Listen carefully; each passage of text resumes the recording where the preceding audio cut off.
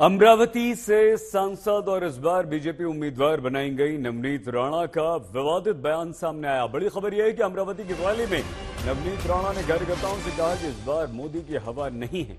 यही नहीं, नवनीत राणा ने कहा कि जब 2019 में मोदी की हवा थी तब भी उनके जैसा निर्दलीय सांसद जीतकर अमरावती से आया था। उन्होंने कार्यकर्ताओं से कहा कि वो इस चुनाव को ग्राम पंचायत चुनाव की तरह देखें और हर घर के वोट को अपनी झोली में डालने का प्रयास करें। इस बार नरेंद्र मोदी की हवा नहीं है, नवनीत राणा ने ये बयान दिया है।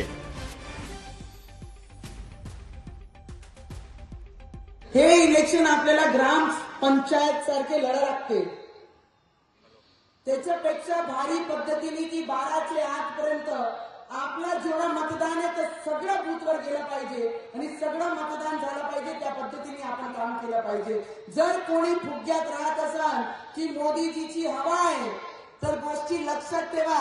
2019 मध्ये एक निर्दलीय एक इंडिपेंडेंट खासदार निवडून आली होती। एवढी मोठी यंत्रणा असूनही सुद्धा एक निर्दलीय व्यक्ती या जिल्ह्यामध्ये झेंडा काढून गेली होती। तर त्या फुग्यात कोणताही कार्यकर्ता राहू नाही की मोदीजींची हवा आहे म्हणून आपण सहज निवडून